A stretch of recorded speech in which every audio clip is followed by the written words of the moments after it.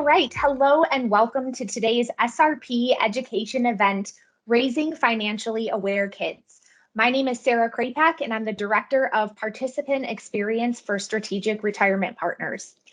You may have noticed all the lines are muted, but we definitely welcome your questions today. If you have one, please use the Q&A feature on your screen. I'll do my best to monitor those and we'll get to as many as possible during our time together.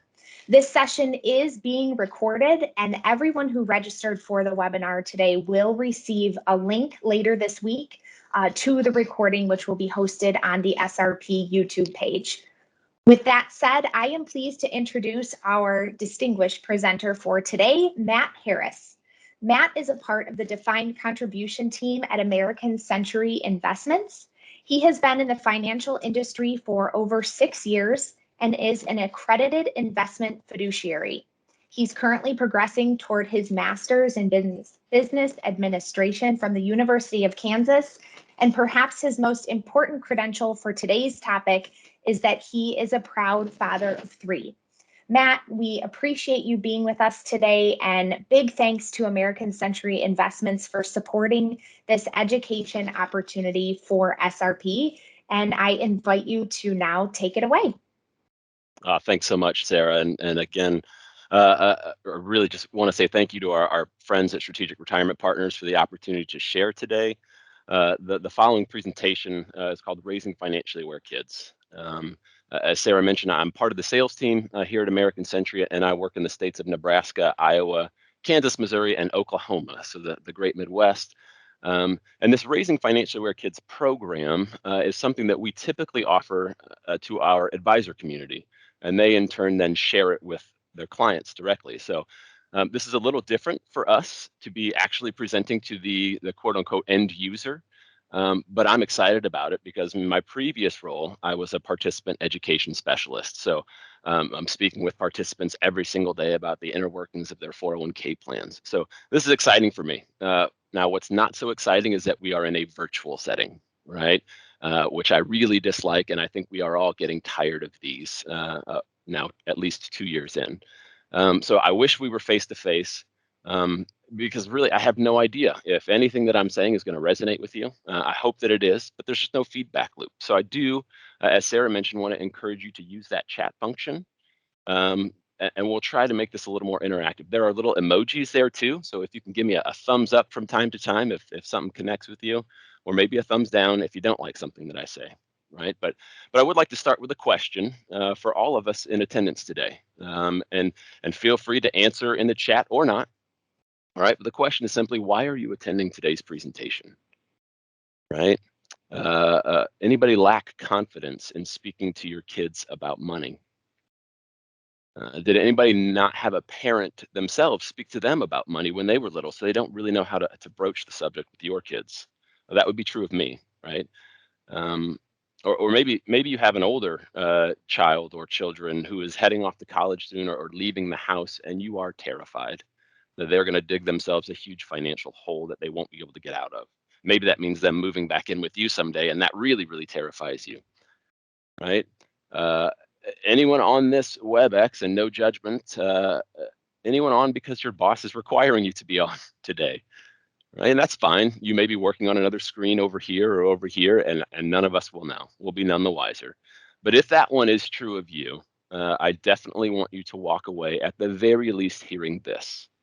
That yes, you can raise financially aware kids, right? Even if you don't think that you are financially literate yourself, yes, you can raise financially aware kids. We spend so much time helping our children with schoolwork, time, energy, headaches, heartaches, right? Spelling tests, flashcards, state capitals. But there's a subject that really isn't taught in schools. And it's one that's maybe the most important, and that's personal finance. And our kids, whether they would admit it or not, are looking to their parents and caregivers for help. Right? I do want to encourage you that our past personal experiences are the greatest teachers. Right? So use your own story, the good, the bad, and the ugly, to your advantage when talking to your kids about money. Right? How did you grow up? Were you well off? Were you poor? Tell them about your living situation, your activities, what needs you had that were or maybe even weren't fulfilled. I grew up with a single mom, and she ran an in-home daycare. So you can imagine we didn't have a whole lot of money. And I like to joke with my kids all the time. When I was a kid, I didn't even get to drink soda. We couldn't afford it, and they always roll their eyes at me. But it's important to tell your kids about your past experiences, right? Because they help shape the way that you view things today, and that's especially true with money, right? So I don't think that I'm going to probably blow anybody's mind here, right? But parents worry about money. In fact, a recent Gallup poll showed that of all adults interviewed, whether they were parents or not, the number one topic that rose to the top of those charts of worries about money is paying for a child's college education, right? That was the number one fear and worry of all adults, right? And I Hey, don't Matt. think, yeah, Sorry, this is Sarah. I'm jumping in. We got yeah, so many great oh, pieces of feedback from participants, but I also just wanted to let you know I'm still seeing the cover slide of the presentation. I'm not sure if it's advancing, but just a heads yep, up. yep. Thank, appreciate Okay. that. Appreciate that so much. And unfortunately, as I'm presenting these, I can't see the chat. So Sarah is going to really kind of jump in here and help, especially if there's a question that needs immediate attention. So Sarah, are you seeing the slide advance now? I just see raising financially aware kids, and now I'm seeing it Okay, advance. So, perfect, yep. All right. perfect. Cool. Appreciate that. Sorry for the little hiccup there, folks. But so again, parents worry about money, and I don't think it's going to be a surprise that our kids actually worry about money as well, right? So check out these stats that more than 68% of US high school students are concerned with their ability to pay back student loans. They don't even have any yet. They're in high school, right? 71% of students consider cost as an influence in deciding to attend college at all. And 83% of students weighed cost as a factor into which college they would choose. And again, whether they would like to admit it or not, they are looking to you for guidance, right? 64% of teens depend on parents or caregivers for information on how to manage money, right? And maybe most worrying of all, more than a third of high school students don't believe they will be financially independent by age 30. Um, Full disclosure, folks, that last one is terrifying to me. Right? How many kids do you all have, and what are their ages? Feel free to share in the chat. Again, we want to try to make this a little interactive as much as we can in a virtual setting, right? But as Sarah shared, I have three kids. I have an 11-year-old, an 8-year-old, and then a surprise 3-year-old. Right? When we found out we were pregnant with our third, we were a little bit devastated. Might not be an understatement, right? But we were out the night before we found out. We were celebrating with some friends, making our last preschool payment, right? We were bragging about, hey, we're going to have extra money. We can go on more date nights. We can save more. And then literally the next day found out we were pregnant, and it just reset our clock. I believe my wife cried for 6 straight months, at least once a day, right? And our clock went from children in our house for another 13 years to 18 years. And please don't hear me wrong. I absolutely love my kids more than anything. Uh, but I also miss free time, and I miss discretionary dollars, right? My wife and I used to go on spontaneous dates, and that just doesn't happen when you have to hire a babysitter, right? And if they aren't going to be like that stat just showed, or like that fear just showed, if they aren't going to be financially independent until age 30, that clock got really, really long. And I think that we can shorten that time horizon by talking to our kids earlier about money. Right. In our time together, we are going to hit five major topics.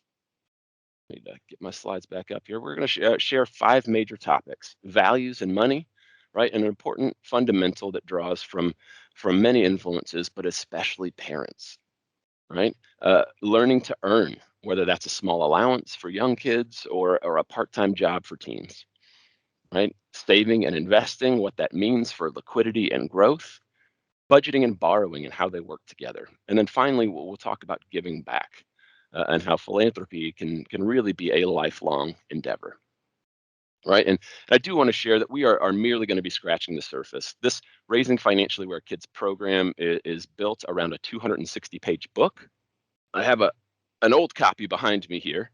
We have updated it, so it's a little nicer to look at now. And it's mostly a digital resource now, but it is based on a 260-page book, right? And we also have an accompanying web page that is loaded with resources as you talk to your children about money. There are lessons and games and activities. So again, in the 30 minutes that we have together, this is really going to just scratch the surface. But the number one thing that you should be taking away from this presentation today, if nothing else, is the importance of talking to your kids about money, right? It can have a profound impact on them and influence their decisions for the rest of their lives, right? Now, the founder of our company, Jim Stowers, loved kids and he loved educating children. But he would tell all of us as his coworkers, right, and basically everyone that he met, if you don't teach your kids about money, who will? If you don't teach your kids about money, who will? And again, I want to encourage you one more time that yes, you can raise financially aware kids, right? Now, as we're getting into this discussion on values and money, what is something that you like to spend your discretionary money on? Right? Is it sporting events, clothes, vacations? What do you like to spend your money on? Feel free to use that chat function. Right? As the earlier statistic that I shared from Junior Achievement says, kids are looking to parents for thoughts about money, right? And how we spend our dollars reflects our values. There's no right or wrong here on what you like to spend your money on, right? But our values absolutely influence where our money goes. And that will change over time, depending on your personal circumstances or even outside influences. Anybody's alcohol consumption and purchases of alcohol at home gone up during COVID. I think I saw a stat that alcohol sales are up like 300%, something insane like that, right? But this discussion about values and money really does start with defining needs and wants, right? And this principle affects our decisions from such an early age, right? Little ones need something to play with. They do. They need to play for development, right? But they often want the latest toy. And we all know the toy crazes, right? When I was born, it was Cabbage Patch Kids. My mom still tells stories about that, right? And how hard it was to find a Cabbage Patch for you to play with, right? And then we've seen Tickle Me Elmo, we've seen Furbies. My first part-time job was at Toys R Us during the Furby craze, and it was nuts, right? I remember my uncle texting me saying, "I need to get Amber, my cousin, a Furby. Can you help me out?" So I'd have to go in the back and look through the shipments, and I finally got him one, right? As the kids get older, teens may need a new pair of shoes, but maybe they want that latest pair of Jordans. Right. So what we can do as adults is model what it looks like to live within our means, right? Helping kids recognize the difference between needs and wants. If you're in the market for a new car, take your kids along, as painful as that may sound, right? Take them along. And you could talk through choices regarding needs and wants, right? We need reliable, safe transportation. And really, kind of anything beyond that is a want. Right now, as a father of three who takes frequent 6 to 9 hour car rides to visit family, I can pretty confidently say that I need a DVD player in my minivan. Right, but as we get into this discussion on values and money, there are five kind of concepts that we need to understand money, and the first is simply, what is it? Right. So I want to share with you a definition of what is money. Right? According to Merriam-Webster, money is something generally accepted as a medium of exchange, right? A measure of value or a means of payment, right? Anybody remember learning that salt was once used as the world's kind of currency, right? And in fact, salt is still used by some nomadic tribes in Ethiopia as their means of currency and exchange, of bartering, right? Do you remember learning that? Or maybe you knew that at one time and I just reminded you of it, right? Or maybe I'm blowing your mind right now, right? Greek slave traders often bartered salt for slaves, which is where we get our statement today that he is not worth his salt. Right? Roman legionnaires were paid in salt. It's called their salarium, which is our kind of word, or the Latin root of our word for salary. Right? Maybe if I just reminded you of that's something that you used to know, maybe that's something you can share with your kids at dinner tonight to introduce the idea of, hey, what really is money? Right? Hey, can you pass me the salt? Yes, I can, son. Hey, that reminds me, I learned something at work today. Right? But help your kids understand that money is for exchanging. Right? Bartering is an easy concept for little ones to understand. Right? We play store with our kids all the time.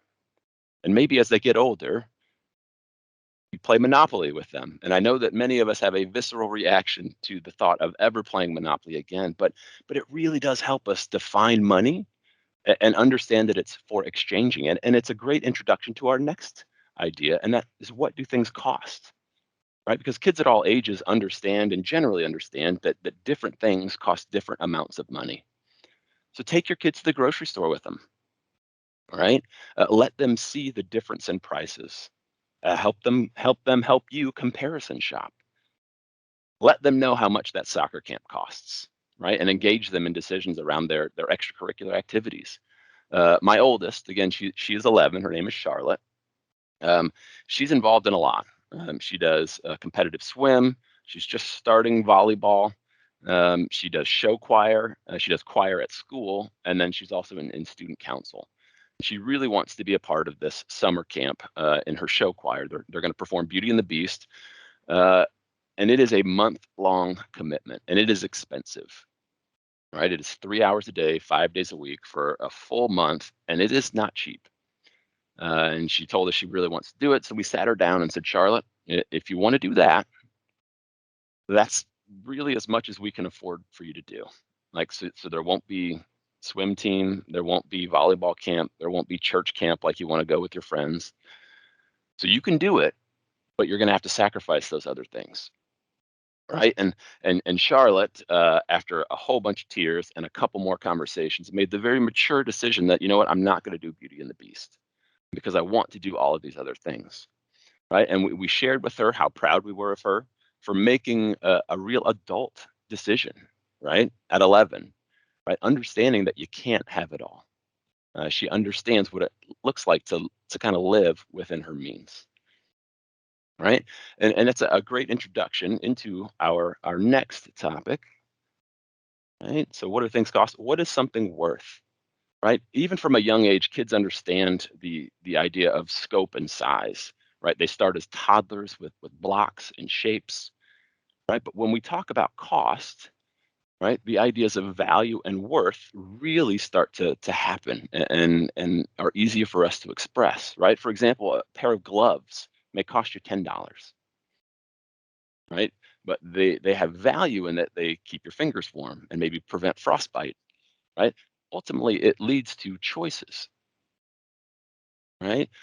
For older kids, like the last point on the slide here, uh, let them participate in planning a family vacation.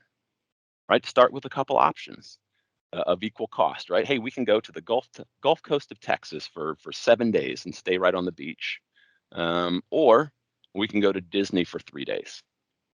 And then that leads to a discussion about what you and your family really value. Do we value a longer vacation where we can spend time away from our normal lives together and really connect? Or do we value the experience and the magic of Disney? Again, there's no right or wrong answer here, but it leads to a discussion on what we as a family value and how we're going to spend our discretionary dollars. Right? Let me take you back to your freshman year of college, economics 101 with this next slide. What is opportunity cost? Right? Opportunity cost pertains to all the alternative options that we give up every time we actually make a decision. Right? For example, if your kids go to a movie with their friends, they can't go to the birthday party that's happening at the same time. Right? For older kids, really they can experience this lesson in their own real dollars. Right? For example, if they give up an evening of babysitting where they could have made $50 and instead go to a concert with their friends and spend $70, right? The real cost, the true cost, the opportunity cost is $120, right? The 70 they spent, and then the opportunity to earn 50, right? And finally, the last of the 5 concepts we need to help our kids grasp when it comes to values and money. What are the tools for success, right? This is simply around using experiences and tools that are available to you. For your young ones, right? It is a piggy bank or a savings jar, right?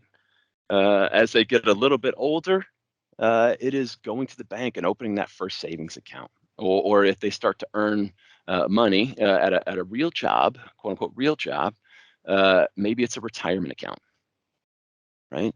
But they need to understand the tools that are available to them. And I don't know if you use your phone like I do to keep track of my personal finances. There are limitless numbers of apps, right, that can help keep track. Expose your kids to those tools, right? So closing down our discussion on values and money, I don't say this to scare you, but your kids are watching you, right? Every decision that you make is modeling what you value.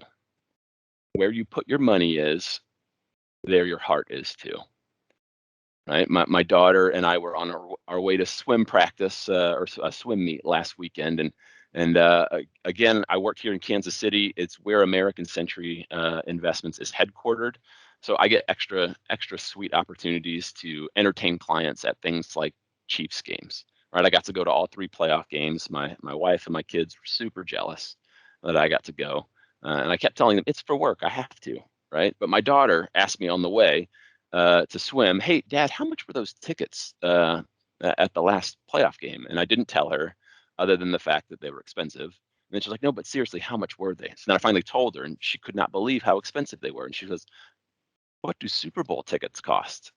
Then I went into a long explanation, longer than it needed to be, about how Super Bowl tickets are really corporate and are really hard to get a hold of. But if you can get a hold of them, probably like looking at like $1,500, and her mind was blown.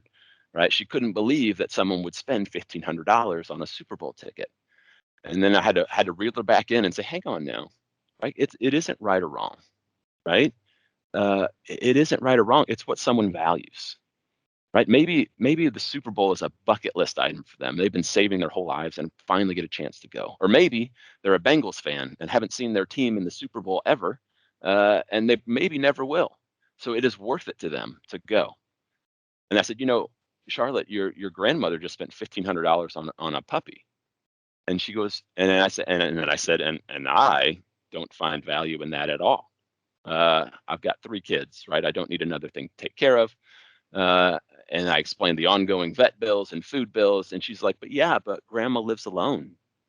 And she was starting to grasp the idea of, but that's valuable to grandma, right? And it will taking the dog on walks helps grandma exercise.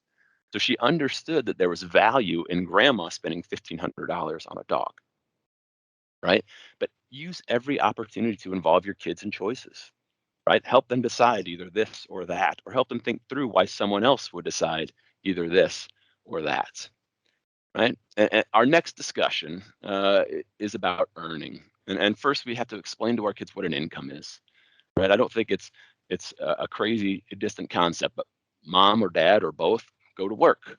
Uh, when we work, we earn money, right? That's what an income is. Some people are paid hourly, some earn a salary. Remember that Greek word salarium for salt, right? But all types of jobs have different education requirements or whatever. But a job is ultimately what provides income, right? And it starts with the little ones. I'm trying to get back to my slides here.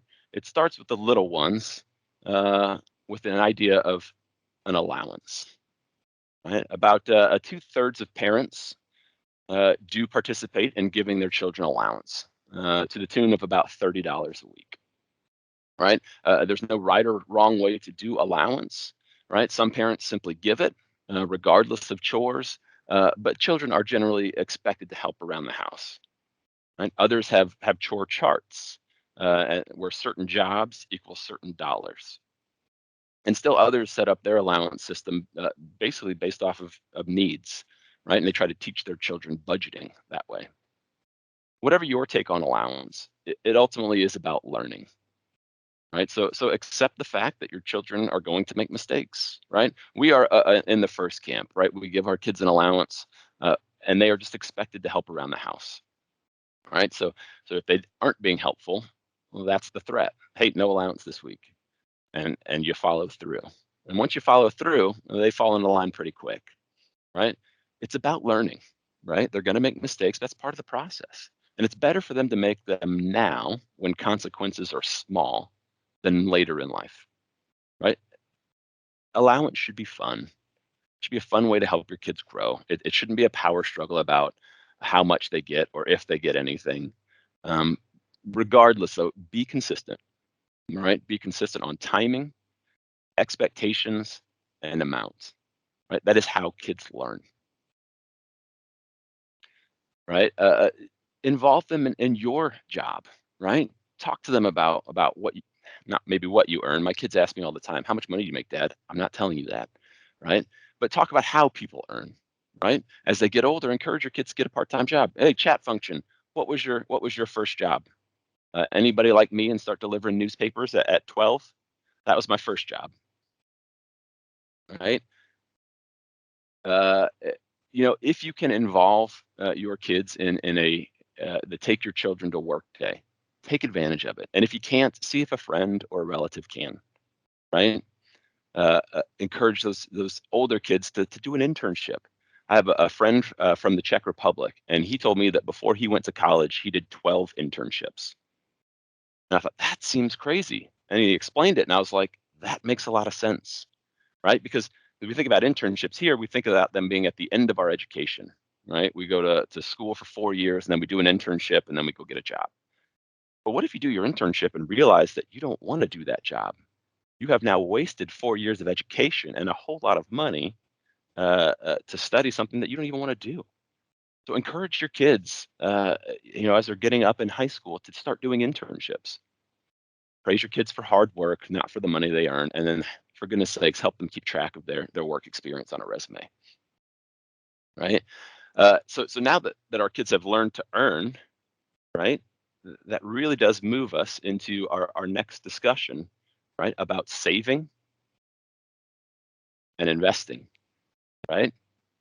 Now, saving should be fun for kids, uh, uh, but important concepts here are to save every time, save 10 to 20%, and just do it, right? Uh, I had a boss at my previous job who's the CEO of our company. He used to tell us all the time, every meeting that we had with him, he always said this: make sure you're saving at least 10%.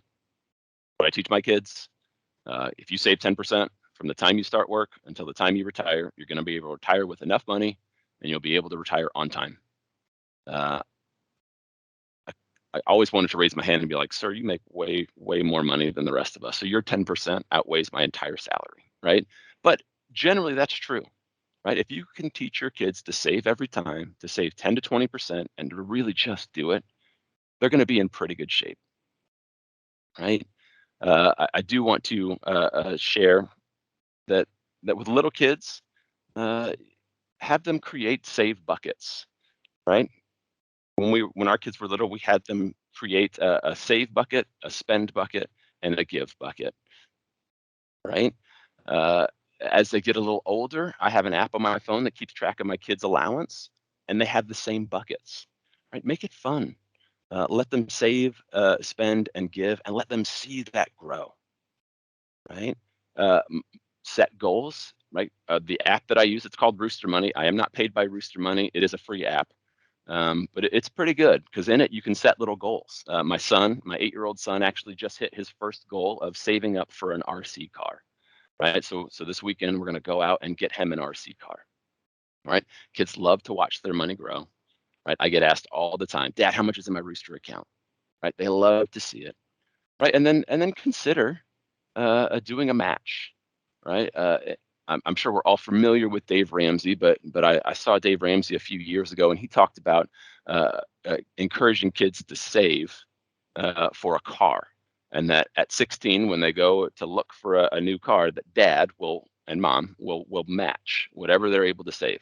So I've told my kids that same thing. Hey, whatever you guys can save for a car, I will match when you turn 16. And my daughter, my oldest, was like, so if I save $500, you're going to give me $500? I said, yes, Charlotte, you can purchase a $1,000 car. That'll be great.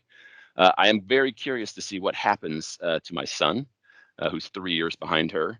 And then I can already kind of see my 3-year-old licking her chops, right? Because she's going to get to see brother and sister get that match, and she's going to just start socking money away, right?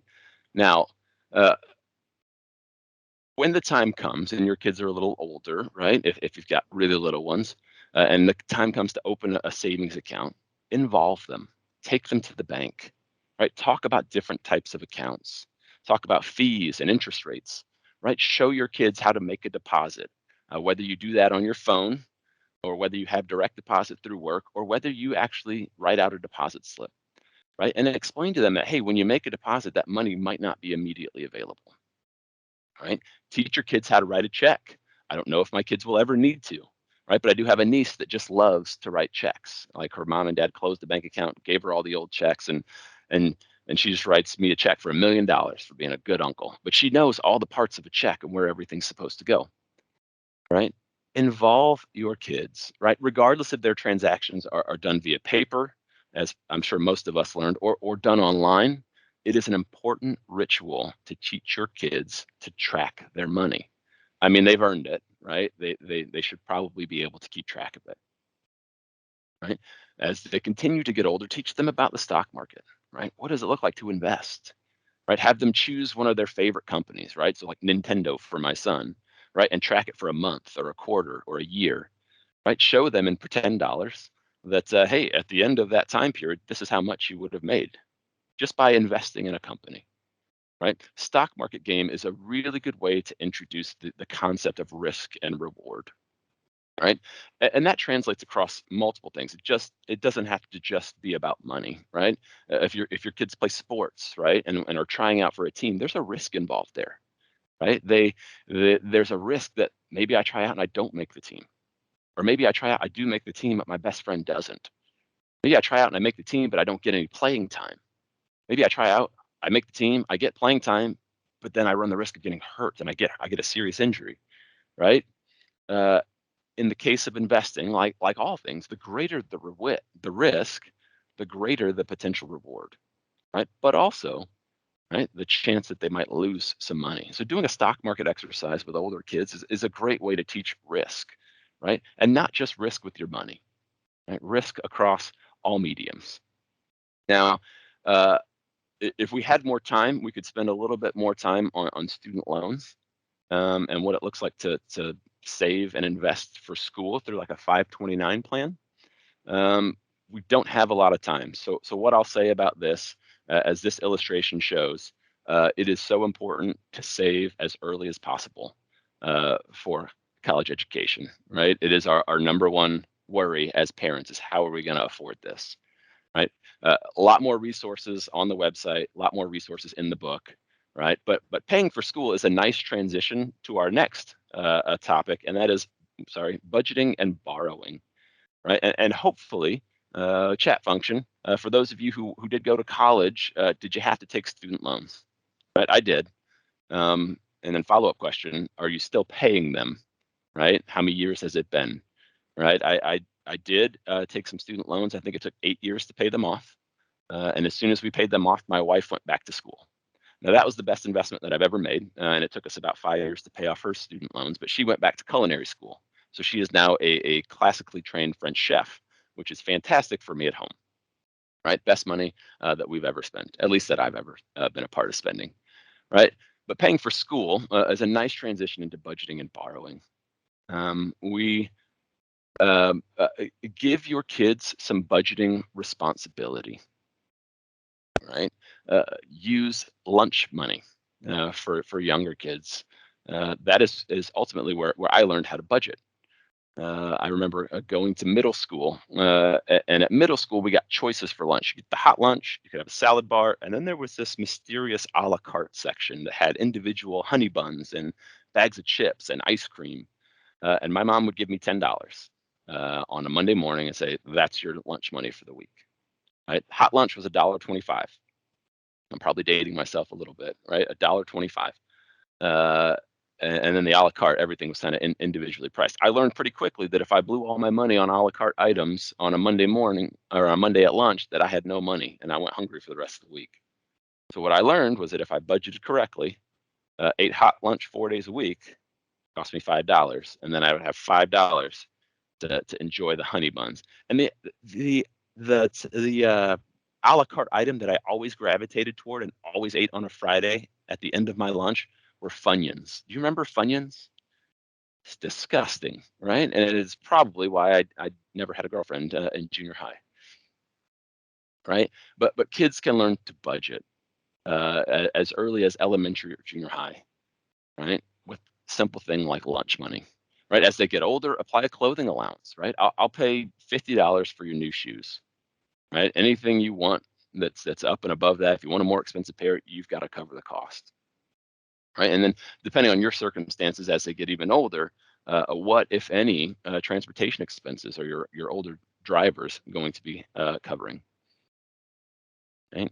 Now, for older kids, as they do start to earn money and have some and save it, have them write a budget, right? And if you're comfortable, share parts of your own budget, right? So that your children are invested in your finances, right? At the very least, it might help them see how expensive they are, right?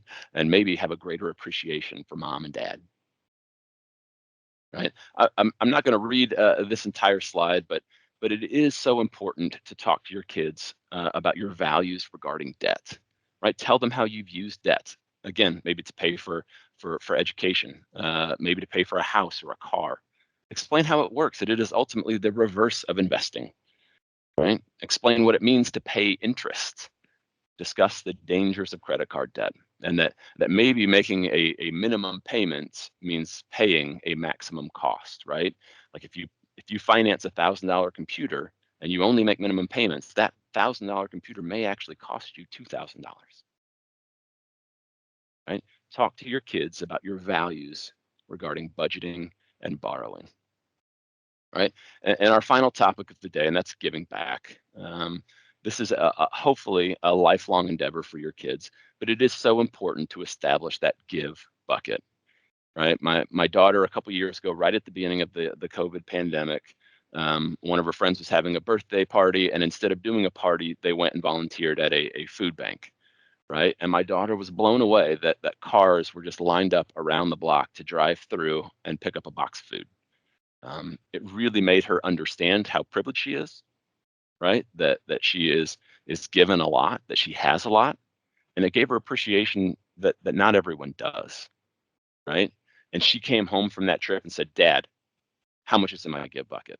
Like I know what I want to give to," right? So we went and took her, I think it was like $23 and gave it to that food bank, right? It is so important. And really, philanthropy is a lifelong endeavor, right? The here at American Century, we have a fantastic model for that in our founder Jim Stowers, who I mentioned earlier. He and his wife Virginia gave away most of their wealth to create. They're both cancer survivors, and they gave away the bulk of their wealth to establish the Stowers Institute for Medical Research, and they research genes-based diseases, right, like cancer, Parkinson's. And then he also gave away his ownership of the company to that institute so that they actually own 40% of American Century. So that every year when we pay out our annual dividend, 40% of our profits actually go to continue to fund medical research, right? And so we can bring in world-class researchers here to Kansas City, of all places, because they don't have to grant write. It's pretty cool for us to be a part of something like that. And I'm proud to say we just saw a stat this morning that since the year 2000, since the Institute was established, we are at $1.87 billion that we have been able to help fund cancer research, right? But philanthropy and giving back is a lifelong endeavor, right? A few closing thoughts here. Be an active financial educator for your kids. Right? Talk to them regularly about money. Be that positive role model. Show them what you value. Right? Encourage your kids to dive deeper into learning more. And for goodness sakes, if there's a class offered in their schools, a personal finance or financial literacy class, make sure that they take it. Folks, this is a long journey with our kids. Hopefully not 30 years for most of us, right? Uh, we want to give our kids the tools to make thoughtful choices about how they earn, consume, invest, and give their dollars. Right? There's going to be ups and downs, right? They're good lessons to learn. Share the good, the bad, and the ugly of your own financial history. Your experience is the best teacher, right? And one more time, folks, yes, you can raise financially aware kids. Sarah's going to come back on the line, lead us in a little Q&A. While she does that, I'm going to flip through a couple compliance slides to keep our teams happy at American Century and Strategic Retirement Partners. Sarah? Awesome job, Matt. You guys couldn't hear me because I was muted, but I did laugh out loud at several points during the conversation, and the chat was buzzing the whole time, which, Matt, I know that you couldn't see. So I'm going to share some questions that came up. One that just popped up was, at what age do you recommend we start this education? This particular participant's little one is 4 years old. Yeah. 4-year-olds can certainly understand playing store, right? And bartering. And that you have something that I want, I have something that you want, and we can trade. Right. So really it does start even as early as that. Now, in the book, which is on the screen now, is how you can download your free copy of the book. The book does an amazing job of breaking down every topic and giving you color-coded by age group activities that you can do with your kids. And it does start at ages 4 and 5. Perfect. Yeah. Someone in the chat had said that they give their little one $10 every Saturday at the farmer's market, and that's a great first lesson in making choices and making the money last. So I think you can definitely do that with a 4 or 5-year-old as well. 100%. That's great.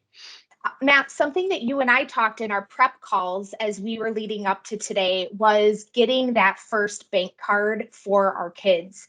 Our older kids are of a similar age. I just got my 12-year-old son his first bank card, and some of the folks were asking what banks offer cards like this, or is it through your bank, or do you have a recommended app or whatever? I know we're not being endorsed here, but do you have a couple resources? Yeah, maybe we should share this and get some endorsements for these calls, right?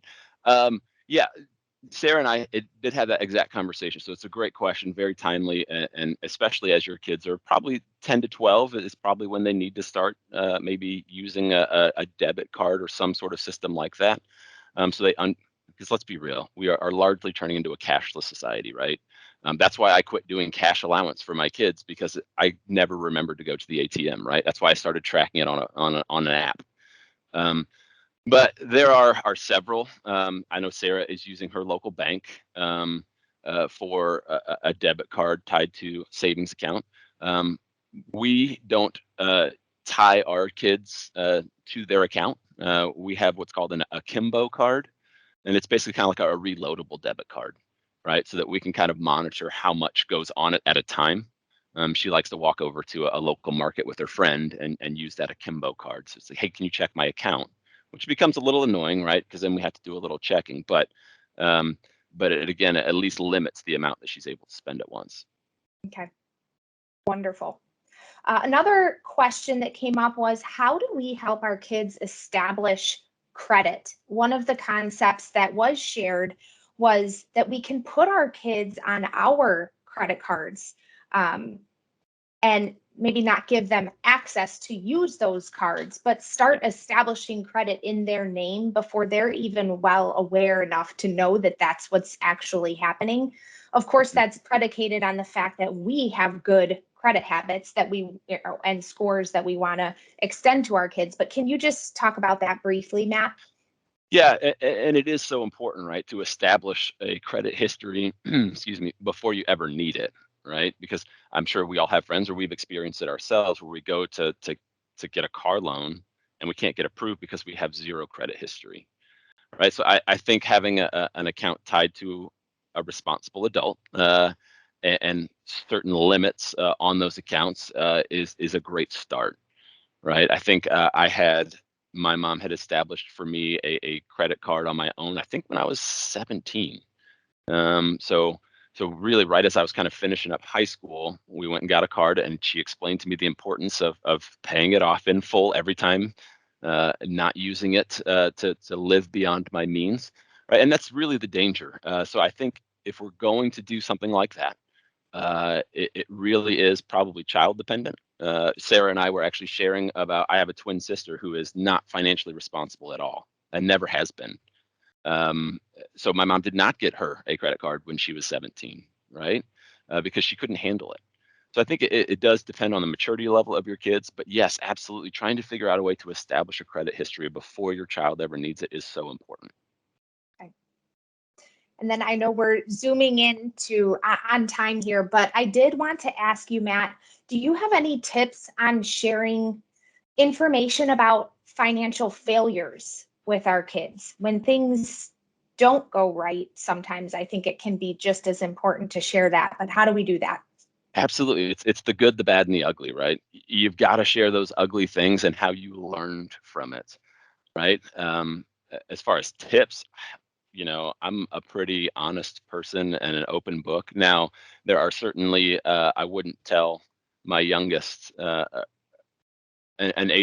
age inappropriate story, right? You don't want to do that. You want to make sure they're mature enough to handle a story, but really learning from your failures and so that your kids don't repeat them. So I share stories about Aunt Amy with my daughter, right? I've always been a nerd. I've always been pretty financially responsible, but Aunt Amy hasn't been. So I can share those stories about my twin. So if you got a sibling that you really just hate, right? Just share all their trash, right? Mhm. Um, but it's very important to be honest about how you have failed. Kids do learn probably more from that than dad being right all the time. Love it. Gives us a chance as adults to toss our siblings under the bus, That's and right. that That's right. never gets old, does it? So Never. Um, well, it looks like we have covered most of the questions that I was able to grab out of the chat today. So, Matt, I just want to extend a heartfelt thanks again to you and American Century. There are some nuggets that I pulled out of our meeting today. You mentioned the Kimbo card. You mentioned that app, Rooster Money. I'm going to be checking that out for my kids' allowance. You talked about introducing a matching concept for your kids and helping toward their saving goals. As a retirement plan educator myself, I can't tell you how brilliant that is so that people aren't coming into the workforce and trying to grasp that for the first time in the real world in their mid 20s, per se. So, there are lots of great things that I and hopefully all of you pulled out of our session today. We appreciate the enthusiasm, the interaction from everyone who chose to spend this hour with us. And I did want to reiterate that you can, by using this QR code or the website that you see before you, americancentury.com/kids, go and download a free copy of the book, Raising Financially Aware Kids, so that you can use today simply as a jumping off point and then take these lessons back home and put them to work within your household. In addition, we want you to save the date for our next webinar. It's going to be on Tuesday, May 10th, and our topic is Financial Planning 101. So if you're interested in extending your knowledge and leaning on SRP for some key pointers when it comes to financial planning in our lives, doing some on your own, and then maybe even considering what's that tipping point for when you need outside help, you'll want to save the date. We'll be together at noon Central on Tuesday, May 10th. A recording of this presentation will be sent out later this week, likely Thursday. Once everything is compliance approved, you'll all get a note from us at SRP with the recording. And once again, thanks to Matt and all of you for joining us today. Until next time, take care.